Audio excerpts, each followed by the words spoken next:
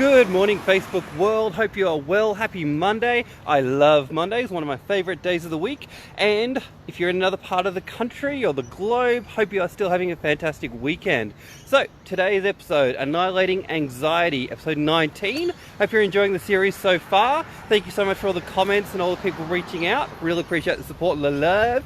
So today's topic is, how do you know you've got it? How do you know you've got it?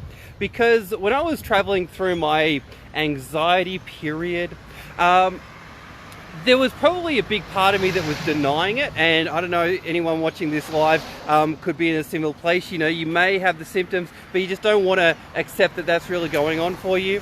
So there was another part of me that's like, I don't even know what anxiety is.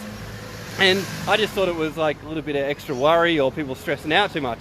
But the thing is, once I actually identified that I had it, then I could take some steps around it. And it actually wasn't me that said, it wasn't actually me that discovered it. It was someone else that said, you may have anxiety. And I'm like, all right, cool, maybe I need to listen to that. Morning, Christian.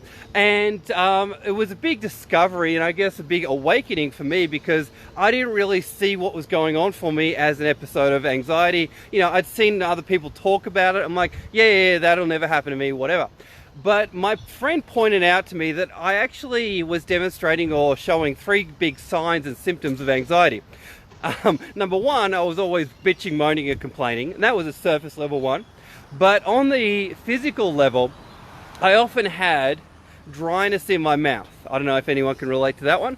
And second thing is, I often had trouble breathing. And whenever I'd get into stressful situations, I would actually really be short of breath. Let me see if I can get better light.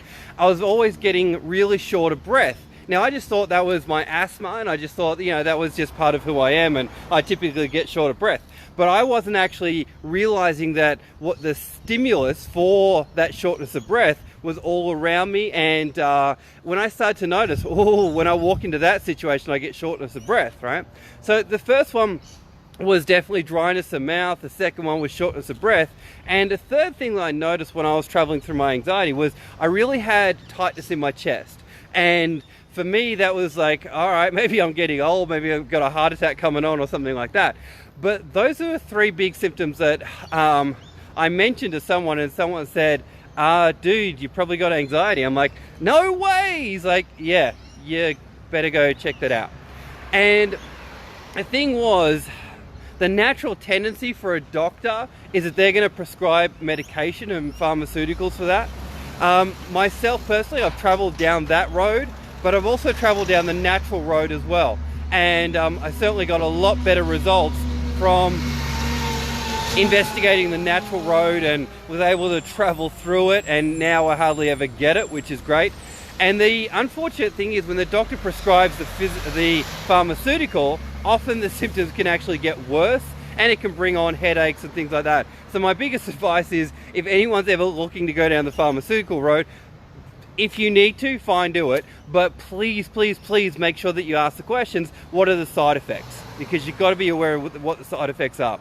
So today's episode of Annihilating Anxiety was identifying what are the real symptoms that could demonstrate to you in your life that you may be actually suffering anxiety, but you're not even aware of it. And so for me, as I shared with my journey, it was definitely dry mouth, shortness of breath, and third one was definitely tightness of chest.